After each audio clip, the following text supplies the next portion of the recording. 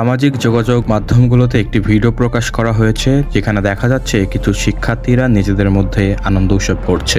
ভিডিওটিতে যাদেরকে দেখা যাচ্ছে তারা ঢাকা বিশ্ববিদ্যালয়ের কবি জসিমউদ্দিন হলের 16-17 সেশনের শিক্ষার্থী, যারা নিজেদের বিশ্ববিদ্যালয়ের জুনিয়রদের কথা চিন্তা করে নিজেরাই হলগুলো ছেড়ে দিচ্ছে। যেহেতু তারা হল ছেড়ে দিচ্ছে, তাই শেষবারের মতো সকলে একত্রিত হয়ে আনন্দ উৎসব করছে।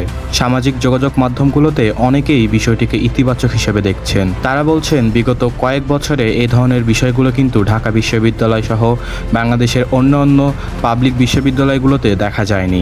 যেহেতু বিশ্ববিদ্যালয়গুলোতে লেজুর ভিত্তিক রাজনীতির প্রভাব ছিল, তাই অনেকেই স্নাতকোত্তর ডিগ্রি পাশ করার পরেও কিন্তু তারা বিশ্ববিদ্যালয় হলগুলো ছাড়তো না, যে কারণে কিন্তু বিশ্ববিদ্যালয় হলের সংকট দেখা দিত। কিন্তু বর্তমানে স্বৈরাচার সরকার পতনের পরে বিষয়টিতে পরিবর্তন এসেছে। যারা নিজ উদ্যোগে বিশ্ববিদ্যালয় হলগুলো ছেড়ে দিচ্ছে, তাদের হয়তোবা অনেকের চাকরি নেই, অনেকেরই থাকার ব্যবস্থা নেই, কিন্তু নিজের বিশ্ববিদ্যালয়ের জুনিয়রদের কথা চিন্তা করে তারা এই উদ্যোগটি গ্রহণ করেছে। এবং সামাজিক যোগাযোগ মাধ্যম ফেসবুকের কমেন্টে অনেকেই বিষয়টিকে খুবই ইতিবাচক হিসেবে দেখছে। অনেকেই মনে করছে এই বিষয়গুলোর ফলে বিশ্ববিদ্যালয়ের সুনাম অর্জন হবে।